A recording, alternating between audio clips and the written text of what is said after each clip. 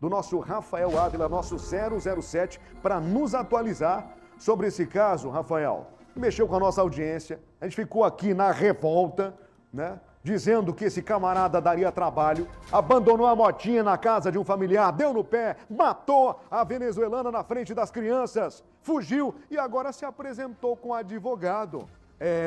Minhas amigas, meus amigos. Rafael, é tua, vamos lá. É isso mesmo, Daniel. Esse homem suspeito de ter matado a sua ex-companheira, o Silas Cossi, de 32 anos, ele se apresentou na delegacia ontem, se apresentou junto com o seu advogado e também com a arma utilizada no crime. Nós acompanhamos, inclusive, a saída dele para a audiência de custódia. Vamos acompanhar como foi essa saída dele e a gente já retorna para conversar com o doutor Caio aqui sobre esse caso. Acompanhe.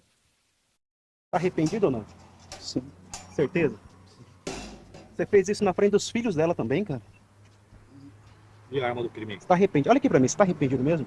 Você tá arrependido? Sim. O que você teria pra falar agora pros filhos dela? Peço para que eles me perdoem. Você acha que vão perdoar?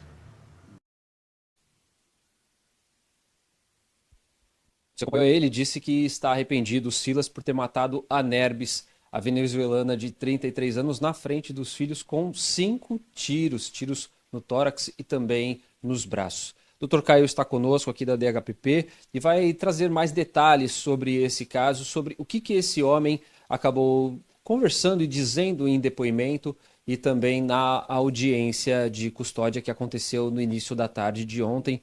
Dr. Caio, o que esse homem trouxe de novidade em relação a esse caso? Bom dia. Bom dia a todos. Pois é, ele foi preso, né? A gente ressalta que desde o dia que fomos no encalço dele, conversamos com a mãe, conversamos com o irmão, familiares, e até porque a autoria ela era incontroversa, né? Até os próprios familiares já sabiam, né, do que ele havia feito. Então ali dissemos, né, deixamos telefones de contato para que ele se apresentasse. Não tinha, como posso dizer, não tinha escapatória. No caso desse, a autoria é em conteste, que ele se apresentasse, né, e ficasse à disposição da justiça. E assim foi feito. Tá? Paralelamente fizemos buscas atrás dele, mas não conseguimos localizá-lo. E ele apontou o local onde ele se encontrava. As equipes prontamente foram lá, né, efetivaram a prisão segura dele. E na oportunidade indagado sobre a arma de fogo, e ele também disse onde estava a arma, a qual foi localizada na casa da própria mãe dele. É um revólver, salvo engano, do calibre 32. Ele confirmou como sendo a arma do crime. Indagada e retornando para a delegacia e acompanha aí na presença do delegado de polícia, indagado sobre por que ele agiu. Assim, ele disse que eles haviam retornado, né, estavam nos últimos dias convivendo maritalmente, mas houve uma nova discussão ali dentro da casa e depois um cenário de um ciúme ali. Ele questionou com quem, em tese, a vítima estaria conversando ao celular e ela não respondeu.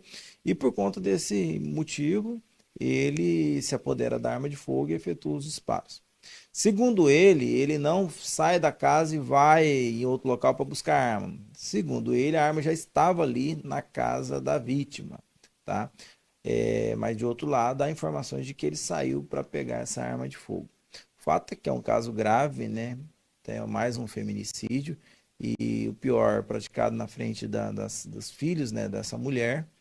Mas de outro lado aí, é mais um feminicídio, né, que a DHPP esclarece em poucos dias. O nosso índice de esclarecimento e com prisões é praticamente em 100%. Basta conferir as estatísticas. Temos, salvo engano, pouquíssimos mesmos casos em que o autor ainda não está preso, mas a pessoa já está sendo processada, tudo, mas só não está preso. Tá? Então é o resultado do trabalho e da repressão, tá, que a Polícia Civil, no caso da DHPP, que é a unidade responsável pelos feminicídios consumados, demonstra. O senhor disse do celular, né, uma questão de ciúmes, mas também havia um ponto de discussão que era pelo guarda-roupa, sobre a partilha do que eles estavam ali separando por conta esse novo divórcio, digamos assim. Motivos fúteis, né?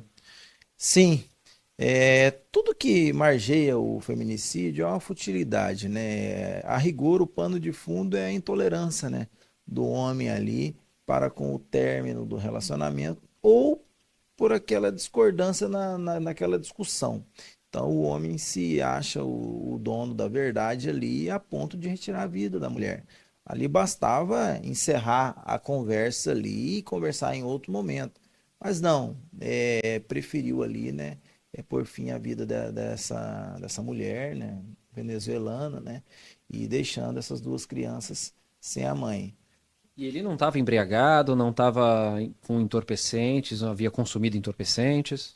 Não, não, não tem indicativos disso. Ele aqui demonstra um arrependimento, né?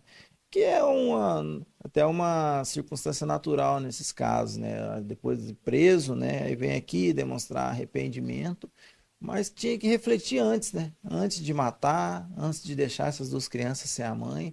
Agora o que resta, né? É se apresentar como ele fez, né? E pagar o mal cometido. A gente estava conversando com a doutora Judá agora há pouco, inclusive, sobre esse caso, e a Nerbis tinha uma medida protetiva contra o Silas, que ela acabou anulando, segundo a própria delegada, por conta de ter retornado o relacionamento com ele.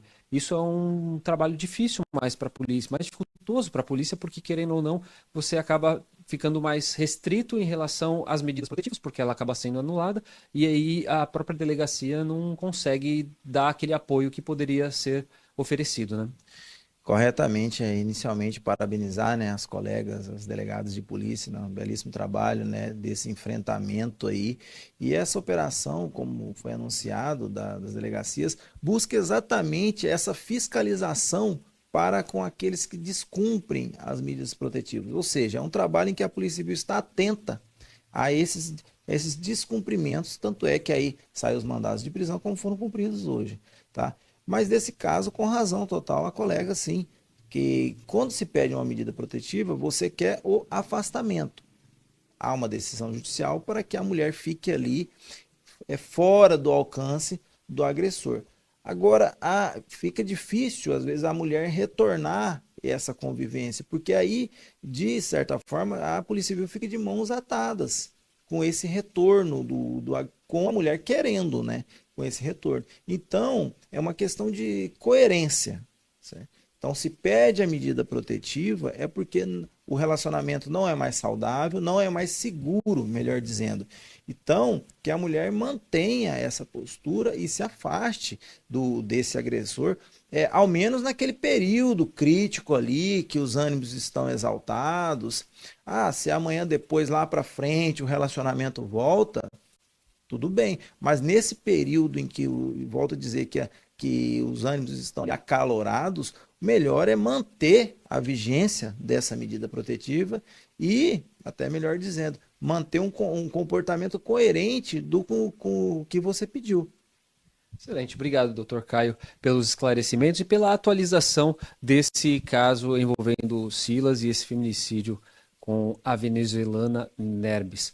A gente vai continuar acompanhando os demais casos ligados também à delegacia da DHPP e esse mais um já está resolvido, né? E fica triste aí no caso da morte da Nerbis e também das crianças que estavam presentes na casa no momento em que a própria mãe morreu. Volto com você, Daniel. Rafael, muito bom no 007, o delegado Caio sempre muito pontual, né, nessa fala dele, explicativa e orientativa, Rafael, tá? Os dois pontos, delegado, ele corroboram com o que a gente praticamente coloca aqui como um mantra no Cadeia toda semana. Vive ciclos de violência.